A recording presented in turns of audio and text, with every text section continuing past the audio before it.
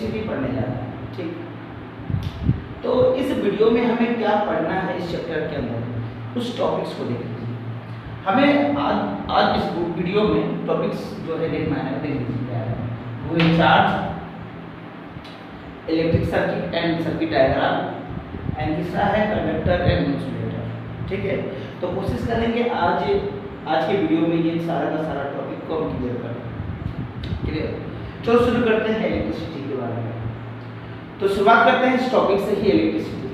ठीक, आपने कई बार इलेक्ट्रिसिटी का वर्ड सुना होगा, कई बार आपके लाइफ में ही है। घर में अगर इलेक्ट्रिसिटी चला जाता है, बिजली, तो बहुत ही तकलीफ होता है।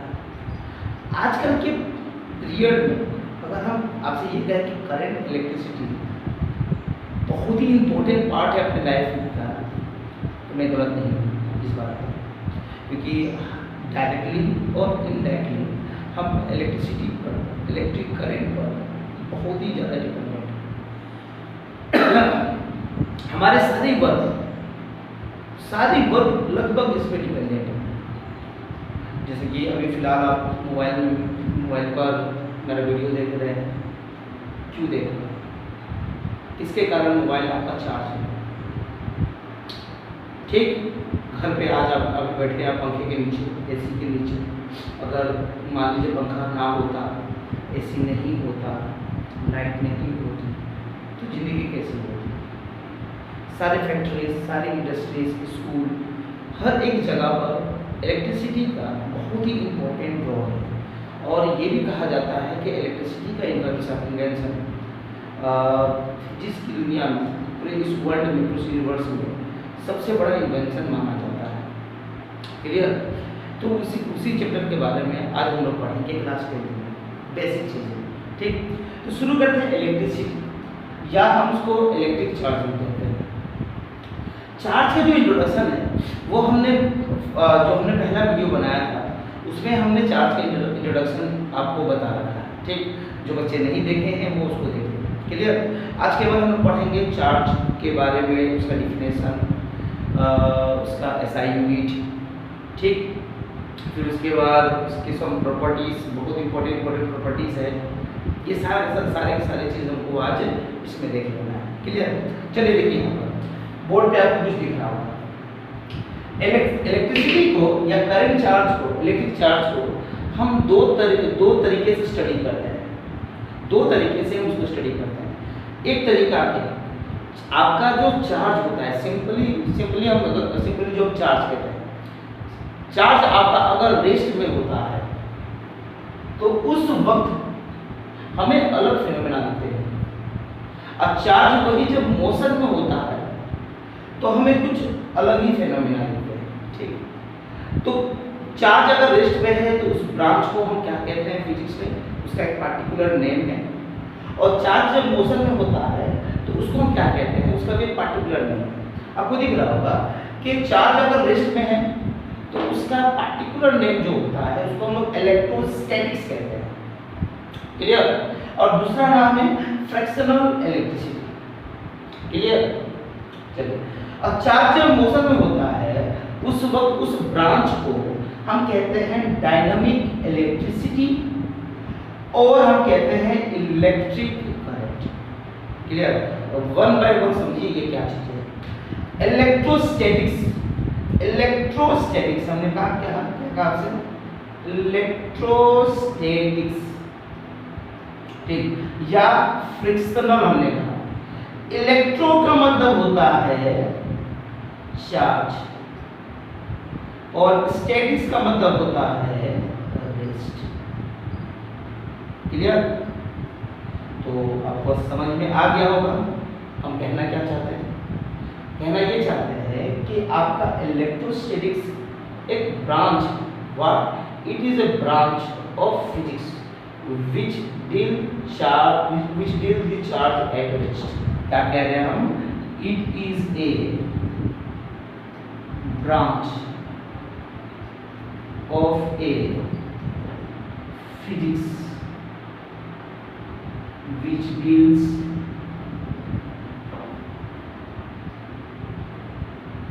charge at rest। ठीक, चार्ज एट रेस्ट। ये है हमारा इलेक्ट्रोस्टैटिक्स के बारे में। ठीक, अब इसको हम फ्रिक्शनल क्यों कहते हैं? फ्रिक्शनल इसलिए कहते हैं कि चार्ज को किसी बॉडी को चार्ज करने के 3 तरीके होते हैं। ठीक है, क्या कहा हमने? किसी बॉडी को चार्ज करने के 3 तरीके होते हैं, मेथड। ठीक, एक होता है बाय रबिंग, ठीक, दूसरा होता है बाय कंडक्शन, और तीसरा होता है बाय इंडक्शन। ये 3 तरीके होते हैं जिससे हम बॉडी को चार्ज कर सकते हैं। ठीक, तो रबिंग में होता क्या है? रबिंग में हम एक बॉडी को दूसरी बॉडी से रब करते हैं, फ्रिक्शन बनाते हैं। ठीक है, जिससे क्या होता है, उस बॉडी से एक इलेक्ट्रॉन दूसरे बॉडी में चला जाता है। क्लियर? आपको बेसिक हम बता देंगे कैसे होता है ये।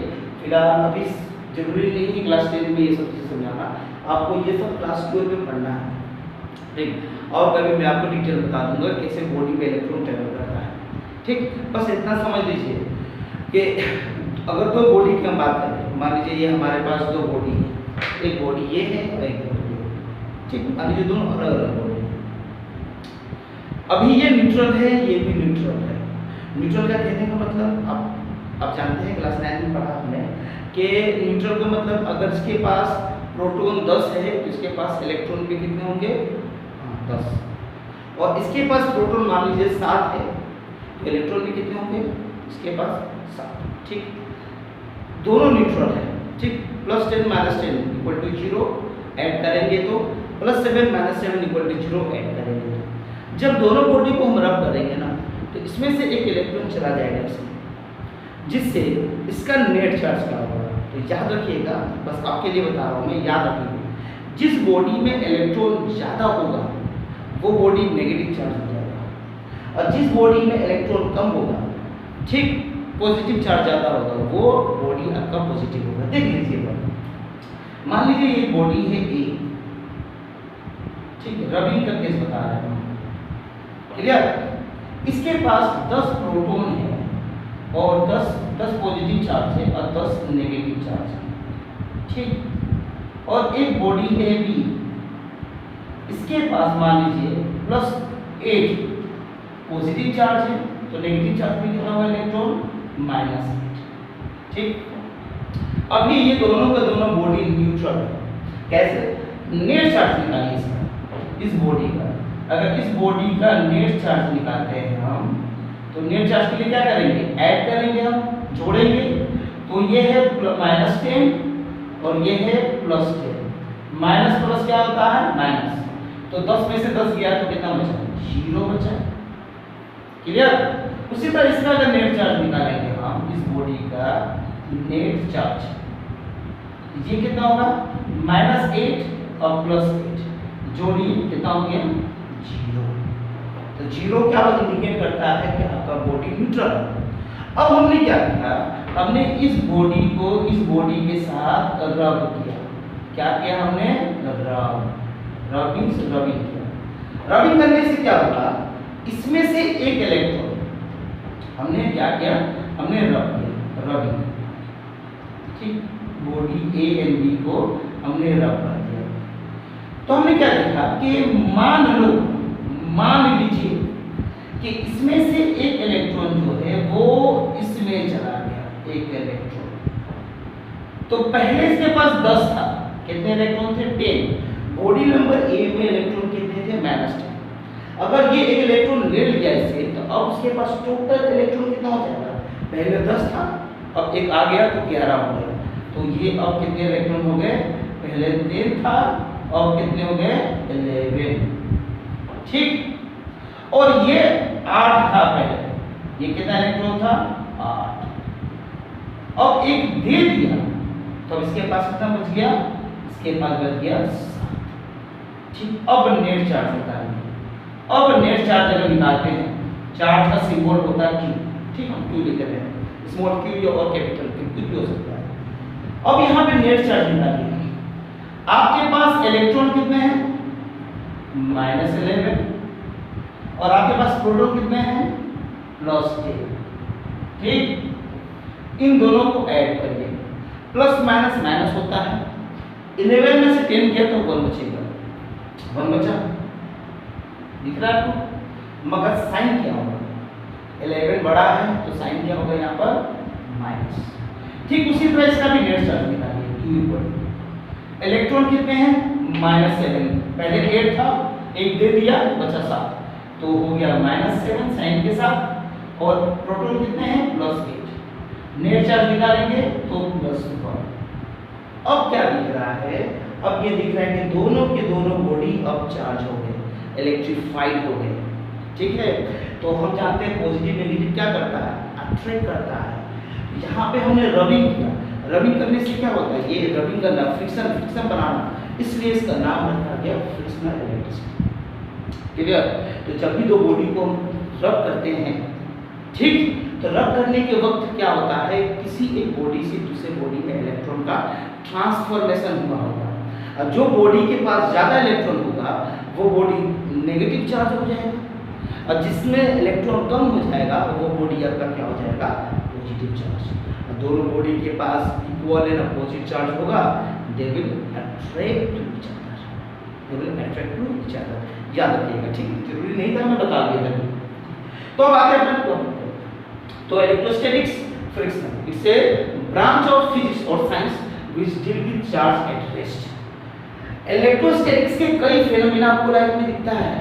ठीक, अभी एग्जांपल सामने बोर्ड पे दिख रहा है, यहाँ इस मार्कर के अंदर ब्लू इंक है, कौन सा इंक है, ब्लू इंक है, मगर ये ब्लू इंक कहाँ चिपक गया, इस व्हाइट बोर्ड पर चिपक गया।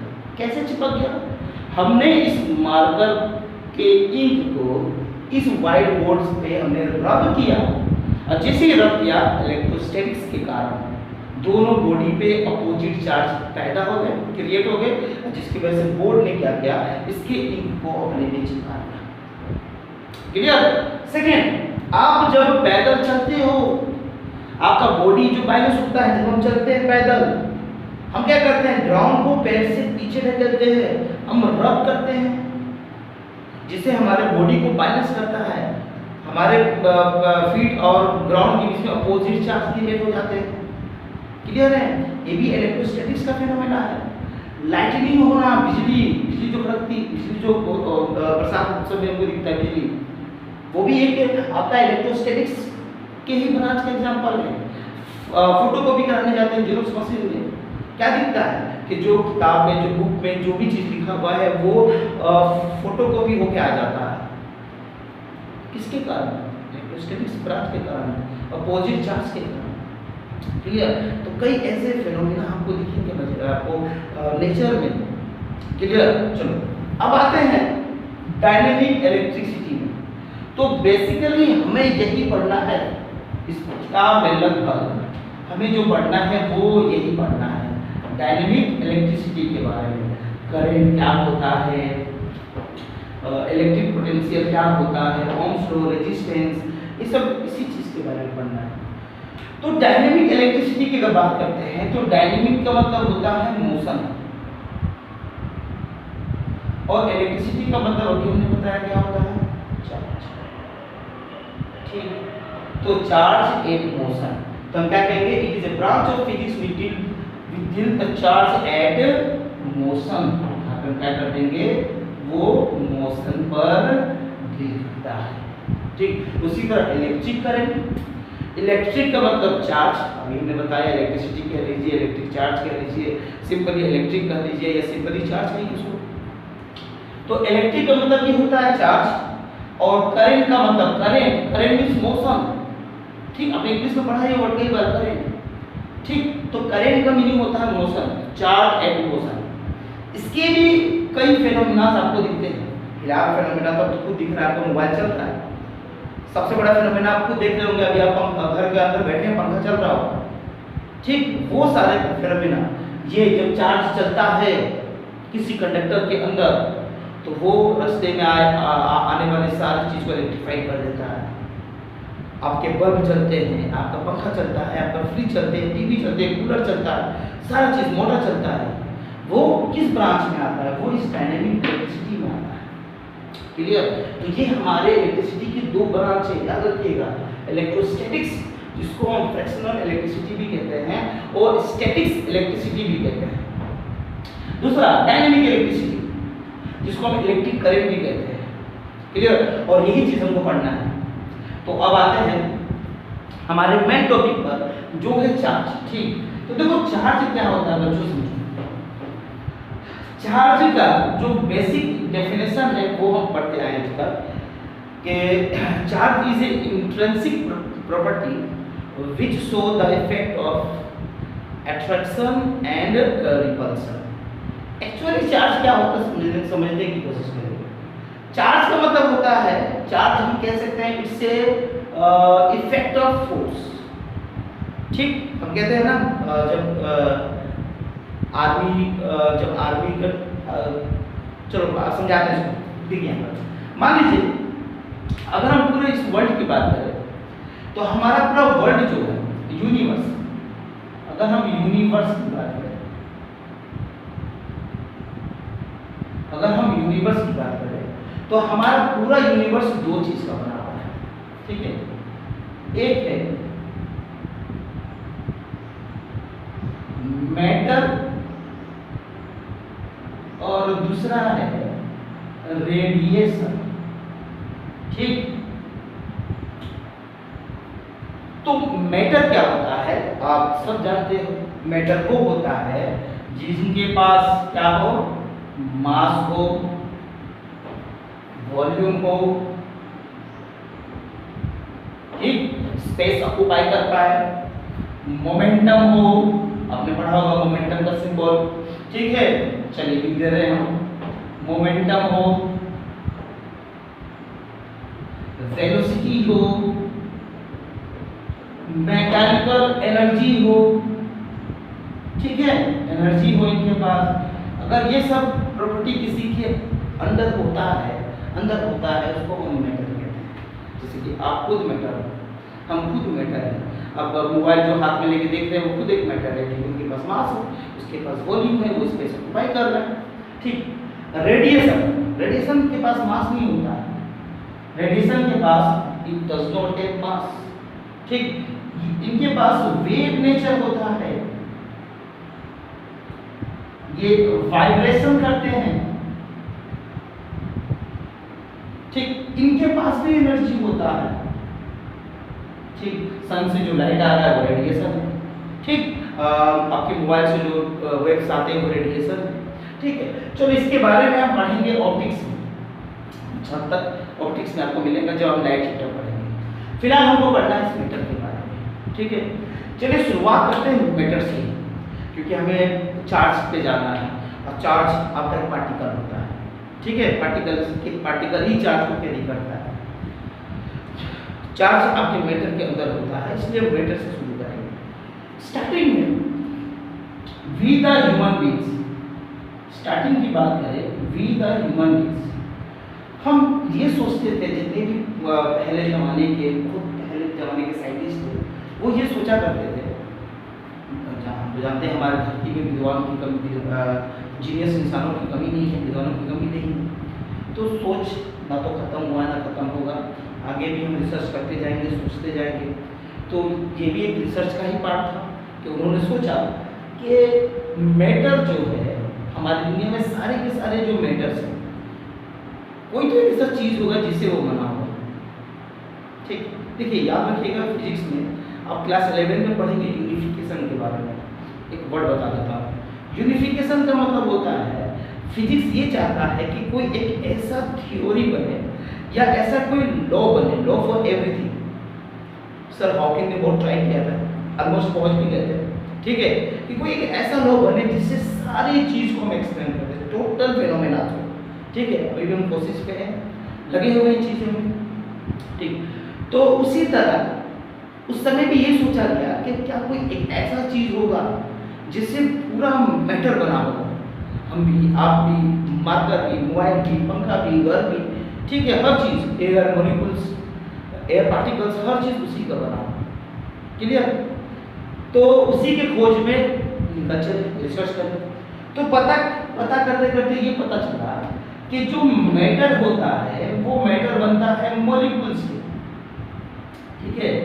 मॉलिक्यूल्स मिलते हैं, कई मॉलिक्यूल्स को मिलाते हैं तो हमको एक मैटर मिलता है। Clear boys? चलो मॉलिक्यूल्स के आगे भी नहीं रुके, रिसर्च करते हैं क्या मॉलिक्यूल से भी छोटा कुछ होता होगा, देखा जाए तो हाँ पता चला कि मॉलिक्यूल से छोटा जो होता है वो होता है एटम, एटम्स, ठीक है। अब यहाँ पे सब संतुष्ट, सब खुश हो गए कि वर्ल्ड का सबसे स्मॉलेस्ट पार्टिकल मिल गया एटम, जो सबके अंदर पाया जाता है और हर एटम की प्रॉपर्टी सेम होता है, ठीक। मगर जब इलेक्ट्रिसिटी का खोज हुआ और जब हम चार्ज के बारे में जानना शुरू कर दिए कि बॉडी में हमें अट्रैक्शन रिपल्सन भी दिखता है, ये क्यों होता है? क्योंकि मॉलिक्यूल्स जो होते हैं वो न्यूट्रल होते हैं, एटम्स जो होते हैं ये भी न्यूट्रल होते हैं और मैटर भी न्यूट्रल होता है। अगर ये सब न्यूट्रल है तो ऐसा बॉडी के अंदर में क्या चीज़ है जो हमें अट्रैक्शन वाली प्रॉपर्टी और रिपल्सन वाली प्रॉपर्टी दोनों शो करता है? चलिए अट्रैक्शन वाला तो समझ में आ जाता है कि हो सकता है मे बी ग्रेविटेशनल के कारण हो रहा होगा, उस समय सोचा गया हो, ठीक है। मगर ये भी देखा गया कि एक बॉडी दूसरे बॉडी से रिपल्सन भी हो रहा है, तो इस पर स्टडी किया गया, हो जाएगा। कई साइंटिस्ट आए, विलियम गिलबर्ट आए, बेंजामिन फ्रैंकलिन आए, ठीक है, चार्ल्स फ्रांकोइस आए, बाद में माइकल फैराडे आए, जे थॉमसन आए, है ना, वोल्टा जी आए, कई लोग आए। तब जाकर पता चला कि एटम्स के अंदर दो चीज पाए जाते हैं पार्टिकल्स, एक होता है इलेक्ट्रॉन, ठीक, जिसका नेचर पाया गया नेगेटिव चार्ज, ठीक, और एक पाया गया न्यूक्लियस।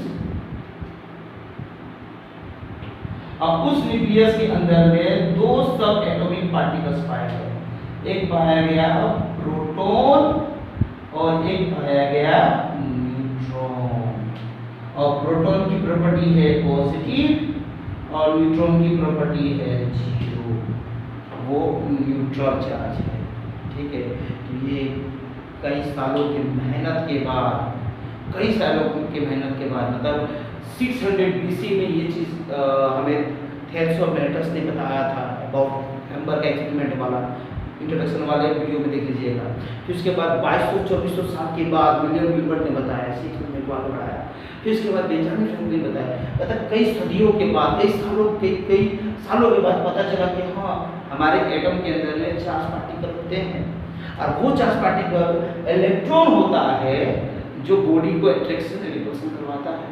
अभी आपने देखा इससे पहले कि कैसे इलेक्ट्रॉन एक बॉडी में चला गया तो वो बॉडी पॉजिटिव चार्ज हो गया, अब कैसे उस बॉडी से निकल गया, जिस बॉडी से निकला वो बॉडी आपका पॉजिटिव चार्ज हो गया।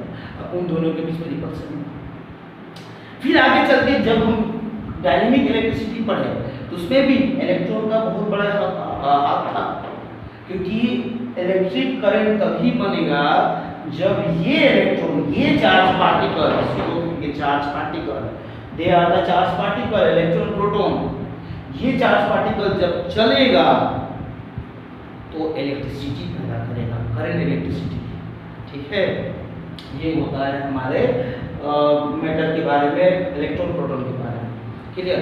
चलिए अब आते हैं इसके डिफिनेशन के बारे में कि इलेक्ट्रिक चार्ज का डिफिनेशन क्या है, ठीक। चलिए इसको मैं निकाल रहा हूँ, ठीक है। चलिए स्क्रीनशॉट ले लीजिएगा, लेना चाहते हैं आप ले लीजिए स्क्रीनशॉट ले लीजिए आप, ठीक। चलिए मैं मिटा रहा हूँ। अब आते हैं चार्ज का डिफिनेशन, कि चार्ज का डिफिनेशन होता है चार्ज।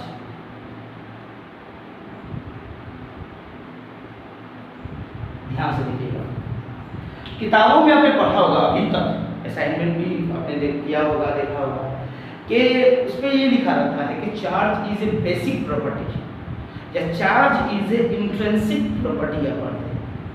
इंट्रिंसिक का मतलब होता है बेसिक, ठीक, बेसिक प्रॉपर्टी।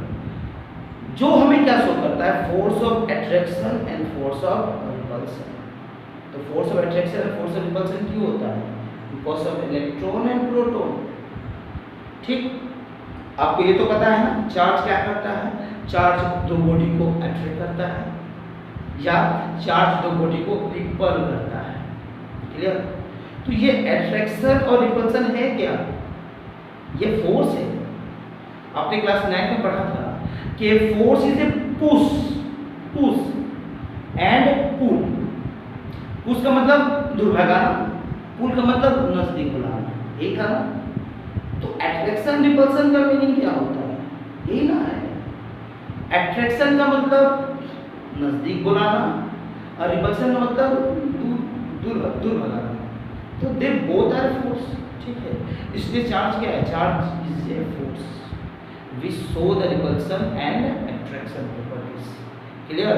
तो हम लिख सकते हैं, बता सकते हैं, the charge is a intrinsic basic property of what? Atom.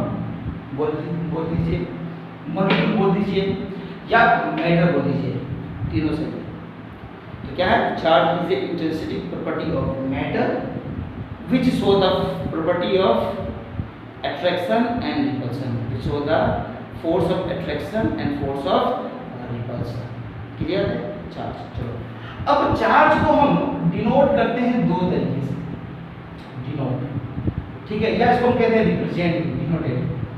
तो या तो आप इसको स्मॉल q से डिनोट करिए और कैपिटल Q से डिनोट करिए, दोनों सही है। कुछ किताबों में स्मॉल q लिखा होगा, कुछ किताबों में कैपिटल Q लिखा होगा, दोनों सही है, गलत कुछ नहीं है। ठीक, अब आते हैं कि एसआई यूनिट की बात करते हैं। इसका जो एसआई यूनिट होता है वो होता है कूलम। ठीक, सॉरी, कूलम। ये रूल होता है कि जब हम यूनिट लिखते हैं, एसआई यूनिट, कोई भी यूनिट, तो अगर वो साइंटिस्ट के नाम से भी है तो हम जब पूरा नाम लिखते हैं तो पहला जो लेटर होता है वो स्मॉल लेटर होना चाहिए। ठीक, फिर से रिपीट कर रहा हूँ, ये एक रूल है, आप क्लास 11 में पढ़ेंगे कि जब भी हम साइंटिस्ट के नेम से उसका यूनिट लिखते हैं, फुल नेम, तो पहला वर्ड क्या होना चाहिए? It should be small. जैसे कि न्यूटन लिखते हैं, न्यूटन ऐसे लिखेंगे अगर यूनिट लिखते हैं, मगर सिंबल अगर लिखेंगे तो symbol should be always in capital letter. ठीक है, ये याद रखिएगा। चलिए, अब इसका एक सीजीएस यूनिट होता है, सीजीएस यूनिट। सीजीएस यूनिट के बारे में कई बच्चे जानते होंगे, नहीं जानते होंगे। सीजीएस यूनिट बेसिकली बहुत छोटा यूनिट होता है जिसमें हम लेंथ को सेंटीमीटर में, मास को ग्राम में और टाइम को सेकंड में नापते हैं।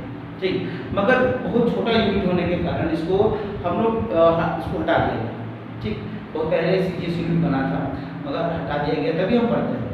जैसे कि लेंथ का एसआई यूनिट मीटर होता है तो उसका सीजीएस सेंटीमीटर होता है। तो उसी तरह हर एक फिजिकल क्वांटिटी का कुछ ना कुछ सीजीएस यूनिट होता है। तो अगर हम सीजीएस यूनिट की बात करें यहाँ पर, तो इसका सीजीएस यूनिट होता है स्केल कूलम। क्या होता है?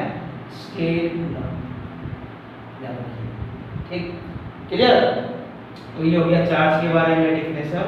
उसके बाद इसको रिप्रेजेंट कैसे करते हैं, इसका एसआई यूनिट क्या है, इसका सीजीएस यूनिट क्या है। क्लियर?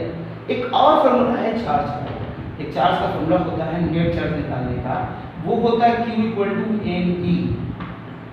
ये हम पढ़ेंगे जब हम आपको प्रॉपर्टीज ऑफ चार्जेस के बारे में बताएंगे। क्लियर? तो ये कैसे फॉर्मूला बनता है, हमें क्लियर बॉयज एंड गर्ल्स? ठीक है, प्रॉब्लम फिर से आते हैं। क्या कहा हमने कि चार्ज को हम दो तरीके से स्टडी करते हैं। एक ब्रांच इलेक्ट्रोस्टैटिक्स होता है जिसमें चार्ज रेस्ट पे होता है, एक इलेक्ट्रोडायनेमिक होता है जिसमें चार्ज मोशन में होता है। क्लियर? हम यहाँ पर इलेक्ट्रोडायनेमिक के बारे में ज़्यादा पढ़ेंगे। फिर चार्ज के बारे में हमने आपको बताया कि यूनिवर्स, अगर यूनिवर्स की बात करें तो यूनिवर्स में हमें दो चीज़ ही दिखता है, एक मैटर दिखता है, एक रेडिएशन दिखता है।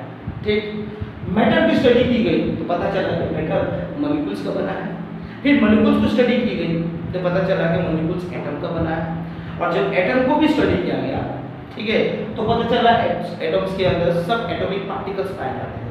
सब एटॉमिक पार्टिकल्स, वो होता है इलेक्ट्रॉन और वो होता है प्रोटॉन। ठीक है, दोनों की दोनों चार्ज पार्टिकल्स होते हैं। और एक और पार्टिकल पाया जाता है न्यूक्लियस के अंदर जिसको न्यूट्रॉन कहते हैं, वो न्यूट्रॉन होता है। चलिए एक नंबर का सवाल याद रखिएगा, कभी कभी एग्जाम में एक नंबर का सवाल आता है, what do you mean by elementary charge? Elementary charge particle, ठीक, what do you mean by elementary charge particle? तो एलिमेंट्री चार्ज पार्टिकल हम किसको कहते हैं? हम कहते हैं इलेक्ट्रॉन एंड प्रोटॉन को कहते हैं, ठीक है। Basically what is elementary charge particle and electron and proton are called elementary charge particle. Electron को हम रिप्रेजेंट करते हैं e to the power minus और प्रोटॉन को हम रिप्रेजेंट करते हैं e to the power plus, ठीक। और इन दोनों को हम रिप्रेजेंट करते हैं सिंपली e, क्लियर। और एक चीज और सबसे इंपॉर्टेंट चीज याद रखिए, इलेक्ट्रॉन का जो चार्ज का वैल्यू होता है मैग्नीट्यूड, वो होता है -1.6 into 10 to the power -19 coulomb.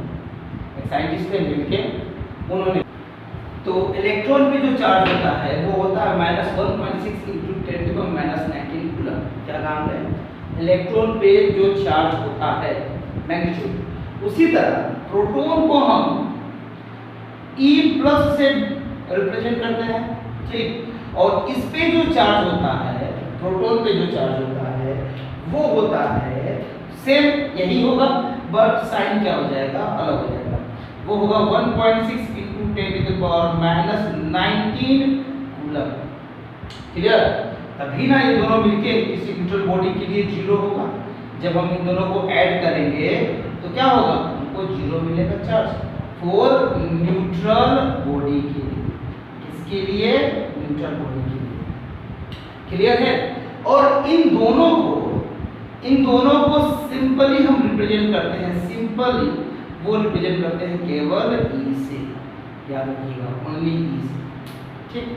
केवल इलेक्ट्रॉन के लिए E-, प्रोटॉन के लिए E+, या सिंपली E, ठीक। तो ये था हमारे एलिमेंट्री चार्ज के बारे में, इलेक्ट्रॉन प्रोटॉन को एलिमेंट्री चार्ज पार्टिकल कहते हैं, ठीक। अब आते हैं चार्ज की कुछ प्रॉपर्टी के बारे में, ठीक। तो अब आते हैं some properties of charges which is very important for your examination, ठीक। चलिए अब आते हैं सम प्रॉपर्टीज ऑफ चार्जेस के बारे में। तो देखिए प्रॉपर्टीज ऑफ चार्जेस का क्या होता है, properties of charge, property of charge, ठीक।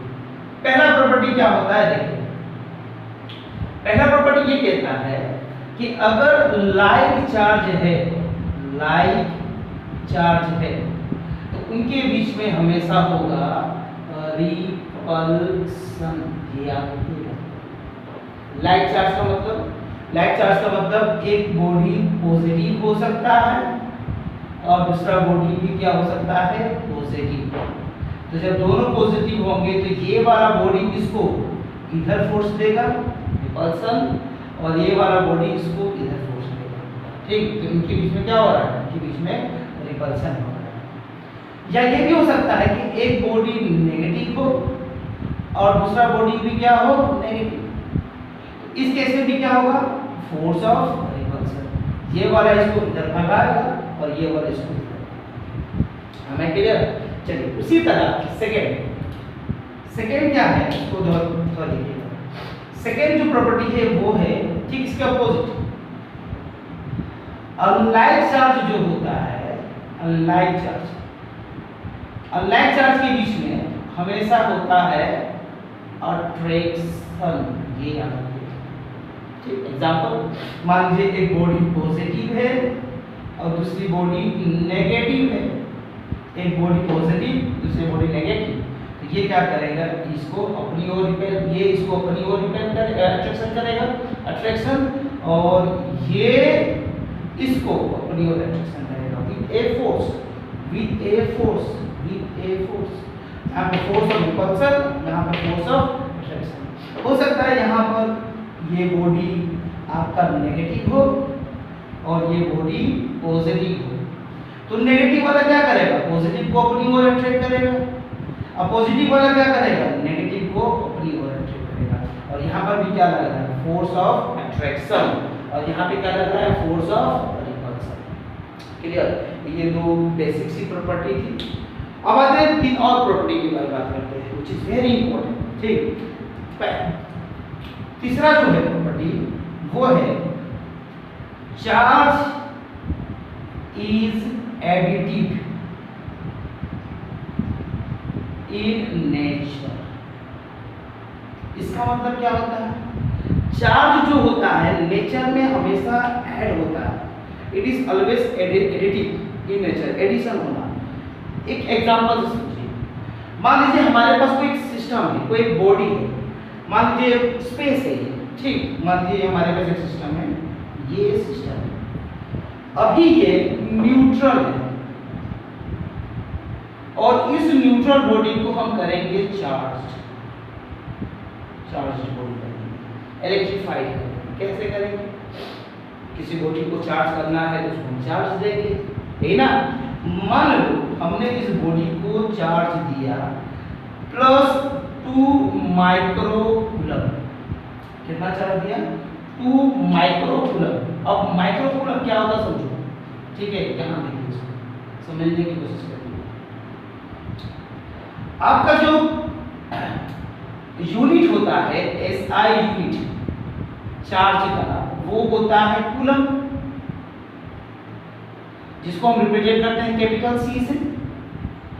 ये जो यूनिट होता है ये बिगर यूनिट होता है, बहुत ही बड़ा यूनिट है ये बिगर यूनिट। तो बेसिकली हम इसका इस्तेमाल नहीं करते हैं, हम इस्तेमाल करते हैं माइक्रोकूलम का, इसका माइक्रोकूलम क्या पढ़ते हैं, माइक्रो, ठीक है, कूलम, जिसको हम रिप्रेजेंट करते हैं इससे माइक्रो, ठीक, इसको हम कहते हैं माइक्रो, और ये क्या है मेरा कूलम, ठीक, क्लियर। और एक माइक्रोकूलम जो होता है, 1 माइक्रोकूलम जो होता है वो होता है 10⁻⁻⁶ कूलम के बराबर। तो इसको याद रखिएगा, ठीक है, ये है आपका स्मॉलर यूनिट, ठीक, don't forget this, 1 microcoulomb is equal to 10⁻⁶ coulomb. Clear, ये जो सिंबल है ये, इसको हम लोग पढ़ते हैं म्यू, MU, ये ग्रीक वर्ड है, इसके बारे में बाद में बताएंगे आपको। फिलहाल ये समझ में आ गया, जिसको कहते हैं माइक्रोकूलम, ठीक, जिसे हम कहते हैं ना 1 metre is equal to 100 centimetre, या 1 सेंटीमीटर इज इक्वल टू कहते हैं 10⁻⁻² मीटर, उसी तरह ये भी होता है, ठीक, 1 microcoulomb is equal to 10⁻⁶ coulomb. याद रखिएगा क्योंकि इसका इस्तेमाल आगे चल के न्यूमेरिकल्स में होगा। चलो अब आगे इसके, तो हमने इस बॉडी को दिया +2 माइक्रोकूलम। अब बताइए इस बॉडी का नेट चार्ज इस बॉडी का कितना है, तो आप कहेंगे सर इसके पास 2 माइक्रोकूलम है प्लस, क्योंकि प्लस में है, ठीक। अब हमने क्या किया, इस बॉडी को और चार्ज दिया, अब हमने इसको चार्ज दिया +7 माइक्रोकूलम, हमने इसको +7 माइक्रोकूलम दे दिया, ठीक। तो अब हम आपसे पूछते हैं, बताइए टोटल नेट चार्ज कितना है, टोटल नेट चार्ज, ठीक, total net charge Q equal to, पहले था 2 माइक्रोकूलम, अब 7 के आने से क्या होगा, 2 + 7 9, तो हम क्या करेंगे 7 को इसमें ऐड कर देंगे। उसी तरह हमने एक और चार्ज दिया इसको, एक और हमने चार्ज दिया इसको -3 माइक्रोकूलम दिया, क्या दे दिया हमने इसको -3। तो हमने इस बॉडी के चार्ज को तो ऐड किया है, ठीक, एडिशन ही ना हुआ है, एडिशन ही होता है कभी, तो हम क्या करेंगे इसको ऐड करेंगे, कितना -3 माइक्रोकूलम। तो बेसिक देखिए क्या है, हम एडिशन ही कर रहे हैं। तो अगर हम सबको ऐड करते हैं तो हमको मिलेगा नेट चार्ज 2 माइक्रोकूलम + 7 माइक्रोकूलम, और मैथमेटिक्स हमें बताता है कि प्लस और माइनस क्या होता है, माइनस होता है, ठीक, तो ये हो गया -3 माइक्रोकूलम। और इन सबको हम जोड़ देंगे, क्या कर देंगे, जोड़ देंगे, बार बार में क्या है एडिटिव, तो हमें नेट चार्ज उस बॉडी का मिल जाएगा 2 + 7 9, 9 में से 3 गया तो 6 माइक्रोकूलम। आंसर पॉजिटिव में है तो बॉडी क्या होगा, पॉजिटिव चार्ज बॉडी होगा, पॉजिटिव चार्ज बॉडी। अगर यही आंसर नेगेटिव में आता, आंसर नेगेटिव में आता तो बॉडी का नेट चार्ज क्या होता, नेगेटिव चार्ज बॉडी होता। ये चीज याद रखिए, ठीक, दिस इज ए बेसिक चीज है। Got it. अब मान लीजिए हमारे पास ये सब नहीं दिया हुआ है, हमारे पास नंबर्स नहीं है, अल्फाबेट है। मान लीजिए Q1 चार्ज है, Q2 है, Q3 है, उसी तरह Q4 है, करते करते करते करते हमने Qn तक चार्ज बढ़ दिया, क्या कर दिया, n तक। तो उस केस में नेट चार्ज अगर निकालेंगे हम, इसका अगर हम नेट चार्ज निकालते हैं तो देखिए नेट चार्ज कितना होगा, उस वक्त उसका जो नेट चार्ज होगा वो होगा इनका एडिशन, इनका total sum. Total net charge equal to होगा Q1 + Q2 + Q3 plus dot dot dot plus Qn। This will be our total net charge. क्या दिख रहा है हमको, दिख रहा है net charge of a body is the sum of algebraic sum. क्या करेंगे, algebraic sum of total charge distributed in a body. Once again, what is additive? The total charge or net charge of a body is the algebraic sum of the total charge distributed in a body. This is called charge, additive charge nature, additive nature of charge. ठीक, तीसरा हो गया। अब fourth, तो आपका जो चौथा number है वो है property charge is conserved. Charge जो होता है वो कंजर्व होता है, इसका मतलब हम क्या कहेंगे, conservation of charge, conservation of charge. ठीक है, याद रखिएगा। कंजर्वेशन ऑफ चार्ज का मतलब क्या होता है, कंजर्वेशन आपने इससे पहले कई बार कंजर्वेशन के बारे में पढ़ा होगा। फिजिक्स की कुछ क्वांटिटी है, केमिस्ट्री में भी कुछ ऐसी क्वांटिटी है, फिजिकल क्वांटिटी, जिसके नाम के आगे कंजर्वेशन लगा है। जिसके नाम के आगे कंजर्वेशन लगा है उससे पहले, उसका मतलब होता है वो चीज़ ना तो क्रिएट हो सकता है ना ही डिस्ट्रॉय हो सकता है, वो एक बॉडी से दूसरे बॉडी में ट्रांसफर हो सकता है। तो यहाँ पे कंजर्वेशन ऑफ चार्ज का मतलब यही होता है। ठीक है, चार्ज ना तो क्रिएट होगा ना ही डिस्ट्रॉयड होगा, वो एक बॉडी से दूसरे बॉडी में ट्रांसफर होगा। टोटल चार्ज हमेशा क्या रहेगा, constant, before and after total charge remain constant. ठीक है, तो ये क्या कहता है, ये कहता है फॉर एन आइसोलेटेड सिस्टम, इसके लिए for isolated system. Isolated system क्या होता है आपको पता है, ऐसा सिस्टम जो ना तो सराउंडिंग से कुछ ले और ना तो सराउंडिंग को कुछ दे, इंडिविजुअल है, अकेला, उस सिस्टम को कहते हैं आइसोलेटेड सिस्टम। जैसे कि एक आइसोलेटेड सिस्टम को आप जानते हैं, आपका जो थर्मोफ्लक्स होता है जिसमें हम गर्म पानी गर्म चाय रखते हैं ना, वो क्या करता है, ना तो वो अपना हीट बाहर देता है और ना बाहर से हीट लेता है, जैसा है वो टेम्परेचर वैसे ही रहता है। ठीक, उसको हम कहते हैं आइसोलेटेड सिस्टम। ठीक, अगर ऐसा हो तो आपका कंजर्वेशन ऑफ चार्ज किसके लिए, आपका कंजर्वेशन ऑफ चार्ज है आइसोलेटेड सिस्टम के लिए, याद रखिएगा। तो आइसोलेटेड सिस्टम में आपका जो नेट चार्ज होता है, नेट चार्ज Q जो होता है वो हमेशा रहेगा conserved, that is neither created nor destroyed। याद रखिएगा, this is called your conservation of charge. ना तो क्रिएट होगा ना ही डिस्ट्रॉय होगा, किस में, आइसोलेटेड सिस्टम। ठीक है, जितना पहले चार्ज था बाद में भी उतने ही चार्ज रहेगा। इसमें ज़्यादा डिटेल नहीं जाना है, ना इसमें ही जाना था मुझे, तभी मैं बता दे रहा हूँ। जैसे कि एग्जाम्पल लिख लीजिए, मान लीजिए ये हमारे पास एक प्लास्टिक है, मार्कर है, इसके पास नेट चार्ज अभी कितना है 0, क्योंकि न्यूट्रल है। हमारा ये जो कपड़ा है अभी इसके पास नेट चार्ज कितना है, नेट चार्ज 0, ठीक। दोनों के पास चार्ज अभी 0 है। हमने इसको इससे रब किया, हमने बताया था कि रब करने से क्या होता है, बॉडी चार्ज हो जाता है। एक बॉडी से दूसरे बॉडी में इलेक्ट्रॉन का ट्रांसफॉर्मेशन होता है, ठीक। मान लो कि जैसे ही हमने रब किया, मान लो जैसे हमने रब किया, इस शर्ट से एक इलेक्ट्रॉन इसके अंदर आ गया, तो ये कितना बन गया, इस पे नेट चार्ज -1, ठीक। और हमारे शर्ट पे क्या बन गया होगा, +1, ठीक। इसके पास -1 एक इलेक्ट्रॉन आया है, 2 इलेक्ट्रॉन आएगा तो -2, 3 इलेक्ट्रॉन आएंगे तो -3, ठीक।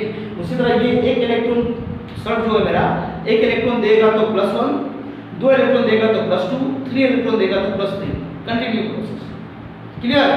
तो मान लो इसमें +-1 था, इसमें +1 था, पहले क्या था 0, बाद में देखो क्या है -1 +1, इन दोनों के सिस्टम की बात कर रहा हूँ, ऐड कर दो कितना होगा, -1 + 1 टोटल कितना होगा 0 होगा, that is your conservation of charge.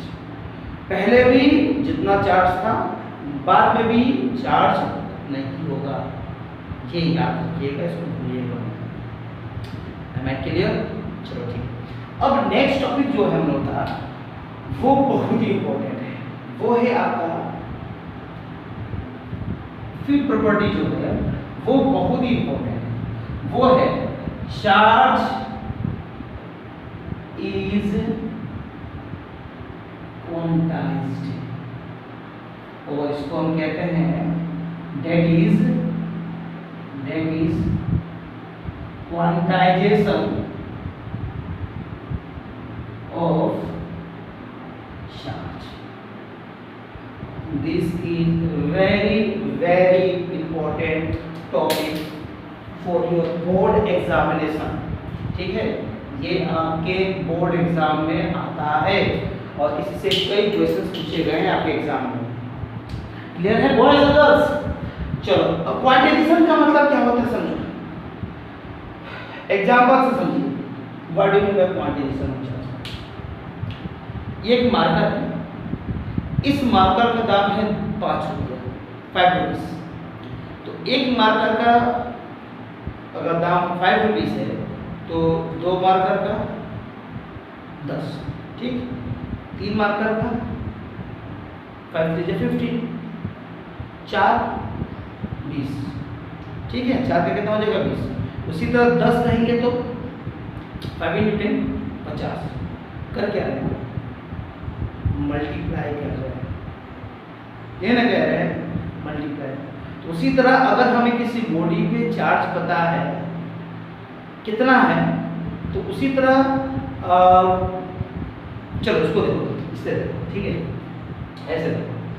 Quantization का मतलब होता है, क्वांटाइजेशन का मतलब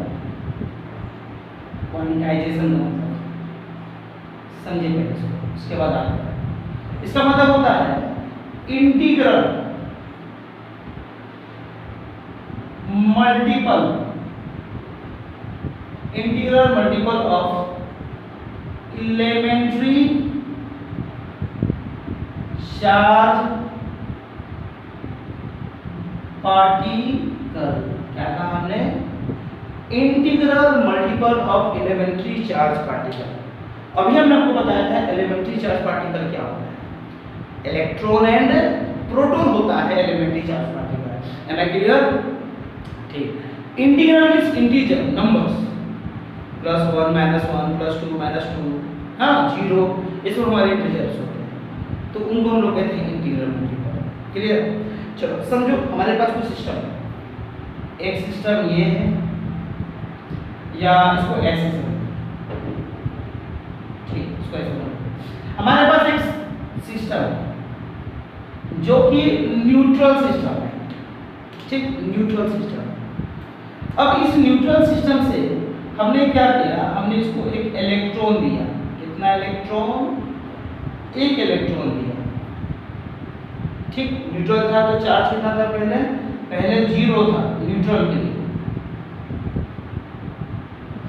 ठीक, अब हमने इसको सिस्टम में चार्ज दिया -e 1, तो इसका नेट चार्ज कितना हो गया? इसका नेट चार्ज हो गया -1e। ठीक, अब हमने इसको 2 इलेक्ट्रॉन दिया। कितने इलेक्ट्रॉन? 2 इलेक्ट्रॉन्स, 1 और 1 2 हो गए। तो अब इसका नेट चार्ज कितना हो गया? -2e, क्योंकि माइनस है, क्योंकि नेट चार्ज माइनस हो जाएगा। 3 इलेक्ट्रॉन दिया तो -3e। उसी तरह हमने इसको दे दिया n इलेक्ट्रॉन्स। कितने? n electrons. ये कितना हो जाएगा? -ne। ठीक, अभी हमने बताया था ना कि जिसमें इलेक्ट्रॉन होगा ज्यादा वो नेगेटिव बॉडी होगा। नेगेटिव दिख रहा है ना? ठीक, 1 इलेक्ट्रॉन देंगे तो 1 नेट चार्ज होगा, 2 देंगे तो 2 चार्ज होगा, 3 देंगे तो 3 होगा, 4 होगा तो 4 देंगे तो 4 नेट चार्ज होगा। अब इसका उल्टा करते हैं। अगर किसी बॉडी से इलेक्ट्रॉन निकलता है तो उस पे कौन सा चार्ज आएगा? Positive charge. ये था ना? अब इसको उल्टा करते हैं। अब हमने क्या कर दिया? हमने इलेक्ट्रॉन को निकालना शुरू कर दिया। ठीक, इलेक्ट्रॉन्स को निकालना शुरू कर दिया। हमने इलेक्ट्रॉन्स को निकालना शुरू कर दिया। अगर हम एक इलेक्ट्रॉन को निकालते हैं बॉडी से, अब इसको फिर से हमने क्या कर दिया? न्यूट्रल कर दिया। 1 सेकेंड, हमने इसको न्यूट्रल बना दिया। ठीक, अब हम बॉडी से एक इलेक्ट्रॉन निकाल दिए, तो एक निकल गया, तो इसका नेट चार्ज कितना हो गया होगा? +1e। 2 निकाल दो, 2 निकल गया तो +2e। 3 निकाल दो तो +3e। 4 निकाल दो +4e। इसी तरह करते करते करते हमने कितना निकाल दिया? +ne। n इलेक्ट्रॉन निकाल दिया। क्या देख रहे हैं? जितना इलेक्ट्रॉन ऐड कर रहे हैं मल्टीप्लाई होते जा रहा है, और जितना इलेक्ट्रॉन निकालते जा रहे हैं वो भी मल्टीप्लाई होते जा रहा है। ठीक, उसी तरह एक मार्कर का काम था 5 रुपया, तो 2 का 10, 3 का 15, 4 का 20, 5 का 25। ठीक है, तो उसी तरह एक इलेक्ट्रॉन की वैल्यू होती है, हम जानते हैं 1.6 × 10⁻19 कूलम होता है एक इलेक्ट्रॉन का। तो 2 का इससे मल्टीप्लाई कर देंगे, 3 का इससे मल्टीप्लाई कर देंगे। एक इलेक्ट्रॉन का ये वैल्यू है, तो 2 इलेक्ट्रॉन का क्या होगा? 2 से मल्टीप्लाई कर देंगे। 3 इलेक्ट्रॉन का कितना होगा? 2 इलेक्ट्रॉन का, ये 1 इलेक्ट्रॉन का, ये 2 इलेक्ट्रॉन का, ये 3 इलेक्ट्रॉन का। ठीक, उसी तरह n इलेक्ट्रॉन का निकालेंगे तो n × 1.6 × 10⁻19। ठीक, तब नेट चार्ज निकालेंगे। क्या निकालेंगे हम? Net charge total. ये क्या है? एक इलेक्ट्रॉन का नेट चार्ज। ये क्या है? 2 इलेक्ट्रॉन का नेट चार्ज। और ये क्या है? 3 इलेक्ट्रॉन का नेट चार्ज। और ये क्या है? n इलेक्ट्रॉन का नेट चार्ज। तो क्या दिख रहा है? जितना चार्ज आप देंगे उसको आप इलेक्ट्रॉन से मल्टीप्लाई कर दीजिए। एक इलेक्ट्रॉन का वैल्यू हम जानते हैं 1.6 × 10⁻19 होता है, तो 2 का 2 से मल्टीप्लाई करेंगे, 3 से 3 का मल्टीप्लाई करेंगे। तो इससे क्या होगा? जितना सिस्टम में चार्ज होगा उससे हमारा नेट चार्ज निकल जाएगा। अब वही नेट चार्ज को हम लोग कहते हैं क्वांटाइजेशन ऑफ चार्ज। और वो कितना होता है? Q = ne। यही होता है हमारा फॉर्मूला। Q क्या है? नेट चार्ज है। ठीक है, चलिए इसका स्क्रीनशॉट ले लीजिए, मैं उसको मिटाऊंगा। हो गया? चलिए अब ये हमारा फॉर्मूला बना। चलिए फटाफट देखिए, इसको समझिए। इसका जो नेट फॉर्मूला बना हमारा वो था Q = ne। Q क्या है हमारा? Net charge. n क्या है मेरा? n है मेरा इंटीजर, और इसी को हम लोग कहते हैं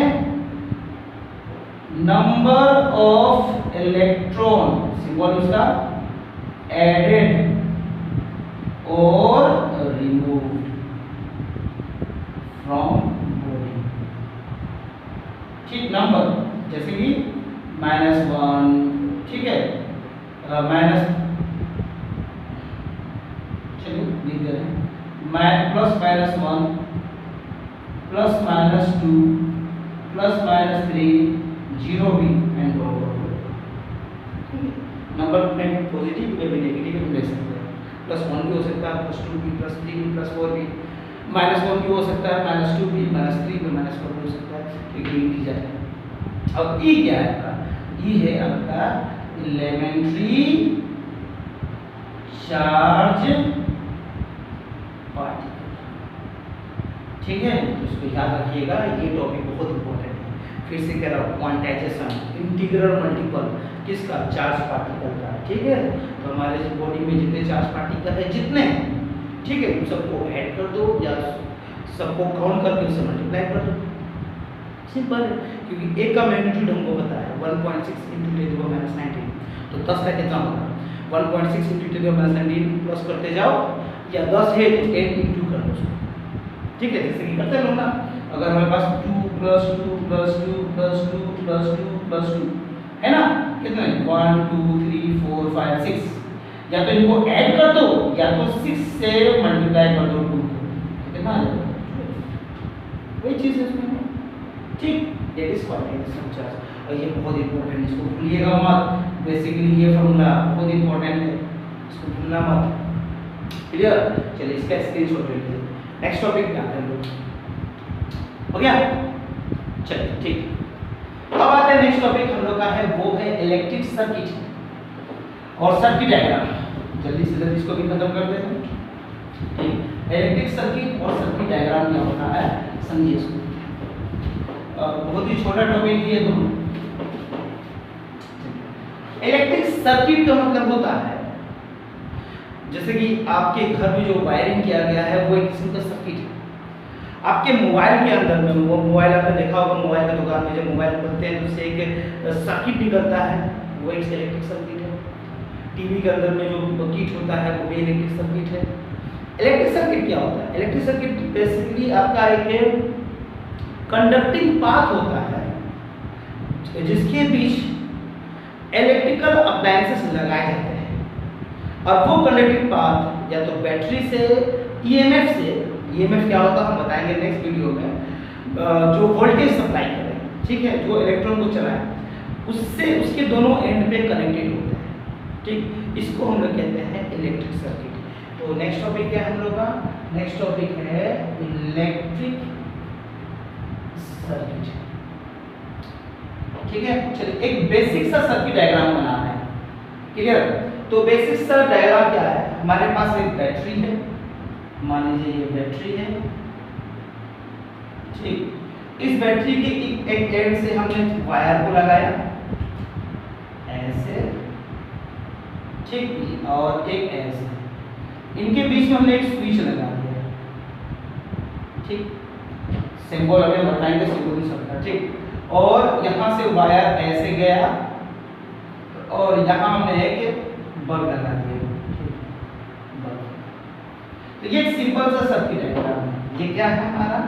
ये है बैटरी सेल कह सकते हो एक है। ये है आपका स्विच या इसको की कहते हैं, स्विच की जो भी कहना है। ठीक, अभी क्लोज्ड है, और ये क्या है मेरा बल्ब। सिंपल सा।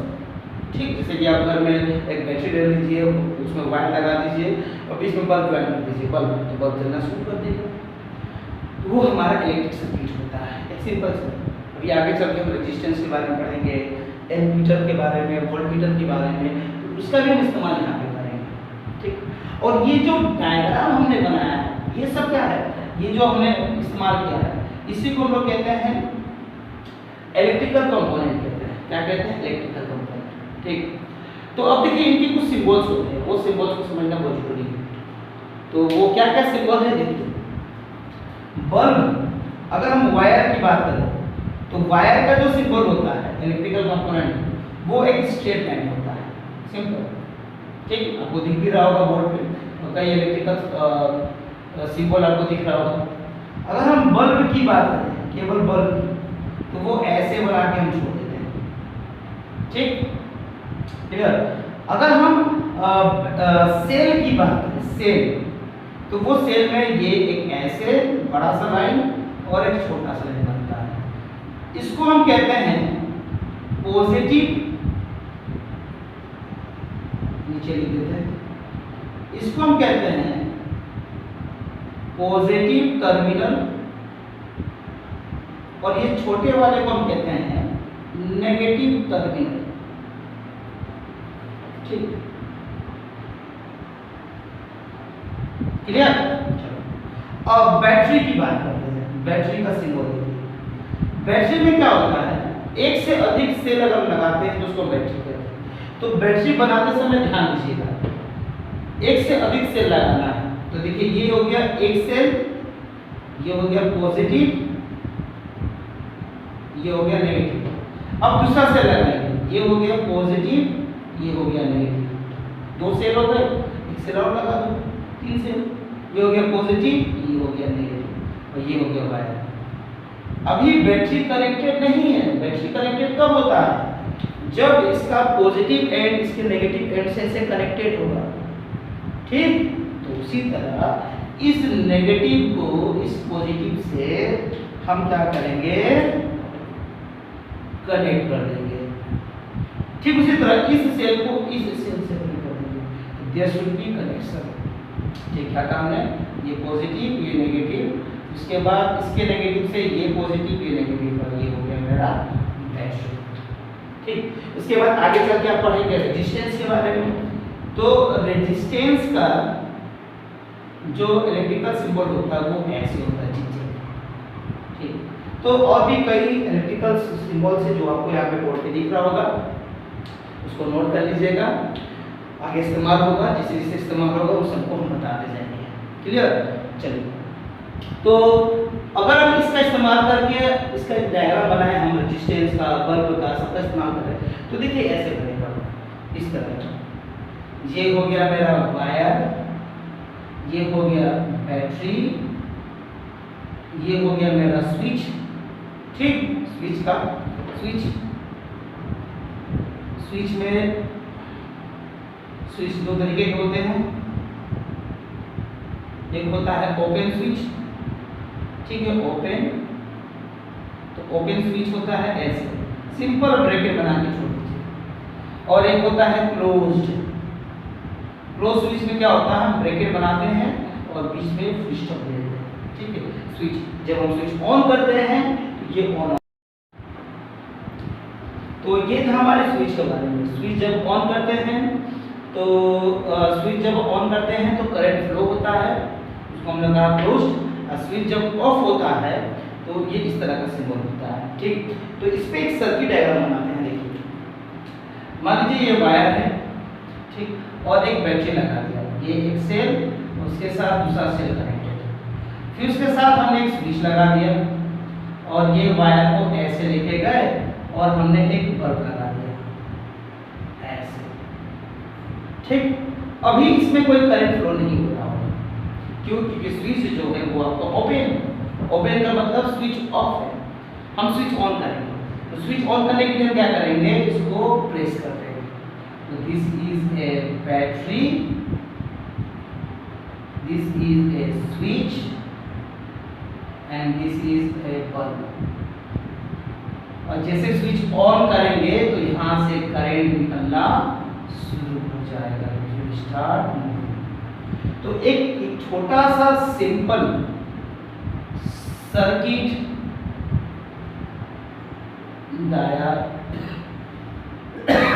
डायग्राम है, सर्किट डायग्राम है। ठीक, और भी कुछ सर्किट डायग्राम आपको बोर्ड पे दिख रहा होगा। ठीक, तो आज के लिए इतना ही। नेक्स्ट वीडियो में हम मिलेंगे।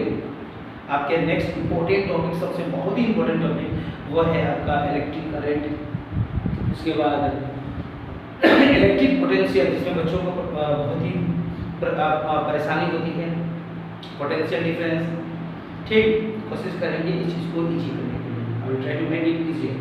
तब तक के लिए आज के लिए इतना ही। खुदा हाफिज़।